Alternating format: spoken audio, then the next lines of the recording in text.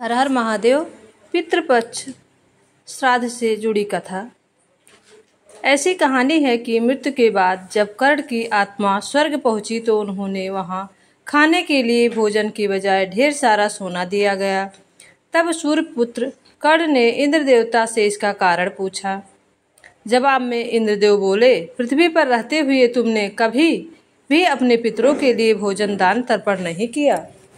तब कर्ण बोले, उन्हें अपने पूर्वजों के बारे में कुछ भी ज्ञात ही नहीं था, इसलिए अनजाने में उनसे यह भूल हुई, जिसके बाद उन्हें अपनी भूल को सुधारने के लिए पृथ्वी पर 16 दिन के लिए भेजा गया और उन्होंने अपने पितरों के मोक्ष के लिए विधि विधान से श्राद्ध किया।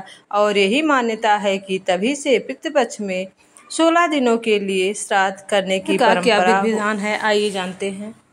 वैसे तो हर दिन सबसे पहले घर में भोज्य पदार्थों को ठाकुर जी का भोग लगाना चाहिए और गाय के लिए अलग अलग निकालना चाहिए, लेकिन श्राद्ध वाले दिन गाय के अलावा श्वान, जलचर एवं नभचर के लिए भी खाना निकालना चाहिए। इसके बाद सात्विक व योग्य ब्राह्मण को भोजन कराने के पश्चात यथाशक्ति वस्त्र उपहार दक्षिणा देना चाहिए।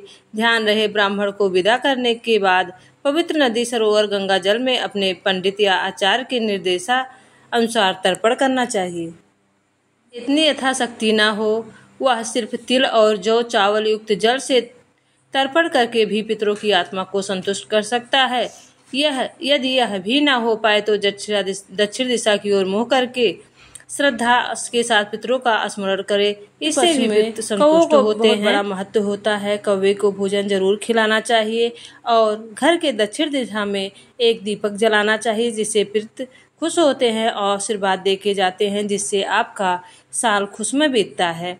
और एक और उपाय है, जिससे आप तुलसी क्यारी के पास जाएं और इतनी भी यथाशक्ति ना हो तो तुलसी क्यारी के पास जाए, गंगा जल लेके आप 5 बार गंगा जल कटोरी में डालें और उसके बाद काशी विश्वनाथ का नाम लें और अपने पूर्वजों का स्मरण करके ध्यान करके काशी विश्वनाथ का नाम ले। आपके पूर्वज अति प्रसन्न होंगे और आपको आशीर्वाद दे के जाते हैं। और श्राद्ध पक्ष में अगर यह सब नहीं किया जाता है तो फिर रुष्ट होते हैं, तो साल भर आपका समस्याओं भरा होता है और जिसमें एक ना एक परेशानियां आती रहती हैं। तो अपने पितरों को खुश करने के लिए सरल से सरल उपाय दिए गए हैं जो आप कर सकते हैं। अपने पूर्वजों को खुश करके आपका साल बहुत ही सुखमय बीत सकता है। उनके आशीर्वाद से आपको सुख समृद्धि प्राप्त होती है। हर हर महादेव।